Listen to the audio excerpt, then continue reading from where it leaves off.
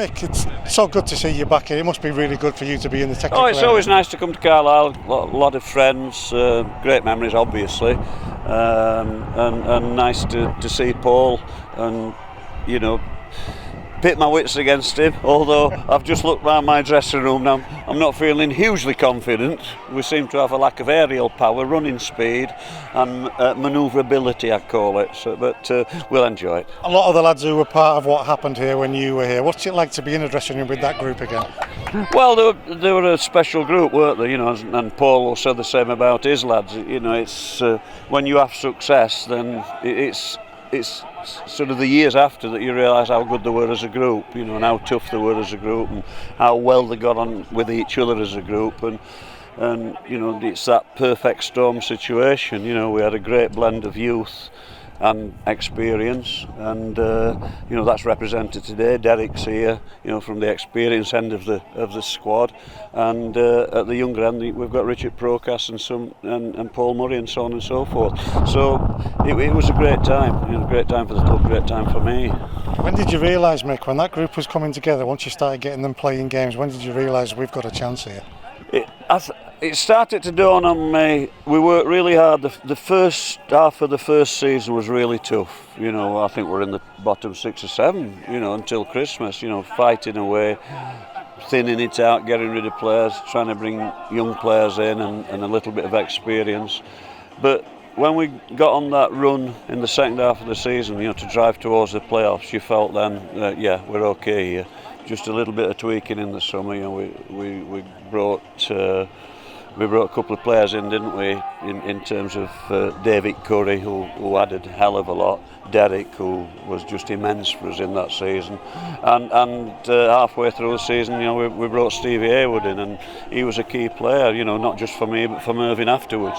So it was that period when you thought you had a chance, and then from the first game of the season, I felt that we're going to be there or thereabouts. I didn't expect us to run away with it like we did, but I thought we'd got a good chance, yeah.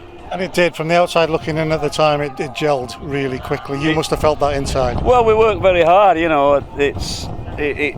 was, as I said, we were so lucky in the sense that the players that we brought in by and large did really well, and that doesn't happen all the time. Trust me. But we've got that fantastic crop of youth to fall back on as well. So when you've got people like Paul Murray coming through, Rory Delatt, Lee Peacock, Richard Procas, Tony Hopper, God bless him, Will Varty, and so on and so forth, and there were more, waiting to come into the group. Then I was so lucky to have those, and I've always been fearless with young players, so I was happy to put them in as well, which is the key. So that blend was quite magical.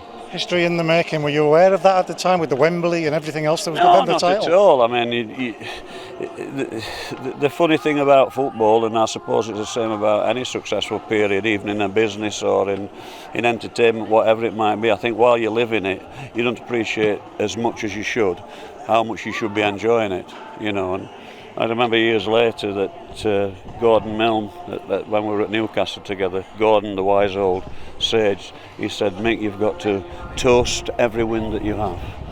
He says, when you leave a job, he said, have a glass of champagne and look at the cheque.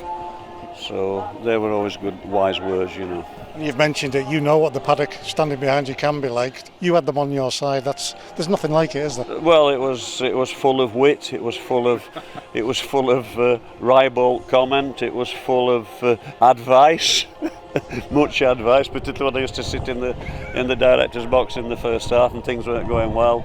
There were never shines telling me what should be done. But they were a fantastic bunch, a really good bunch, yeah. And of all the memories you take away, which is the one that really stands out? It's got to be the title, I would guess. Oh, without doubt, but close behind that, I would say that, and this is for my career as well, it's putting young players in the team. That means more to me than most things, really. Giving young players a chance, and I carried that on throughout my career. I think I worked it out a few months ago. I think I gave just short of 100 debuts to scholars in the Football League, and that's a high number. That's like 10 teams nearly, isn't it? you know, they didn't all make it. They didn't all go on to have glittering careers, but most of them had a career, and some have had fantastic careers. So, you know, it's that as much as anything, putting those young players, you know, that Dave Wilkes provided for us.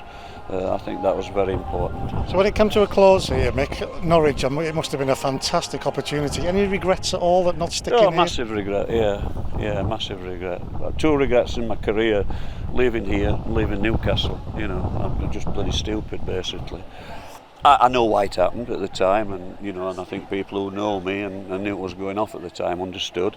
It was a difficult time, but you know, that's not throwing mud at anyone, far from it. You know, I wish I'd have stayed. Yeah, I wish I'd have stayed at that period, and I wish I'd have stayed at Newcastle at that period. Yeah. I suppose if you had stayed, would you have been able to do it with the players that were being sold off at the time and things? It was like a rug was being pulled. Yeah, but you find a way. You know, Mervyn did a great job after me. You know, got promoted again, went to Wembley again and won it. So, you know, the basis of a team was there, and Merv did very well. You know, brought Stefan in and people like that, and it's great to see Stefan actually, because he played for me at Colchester, and when I went to the African Nations Cup, he was my security as well. God bless him, and I needed it.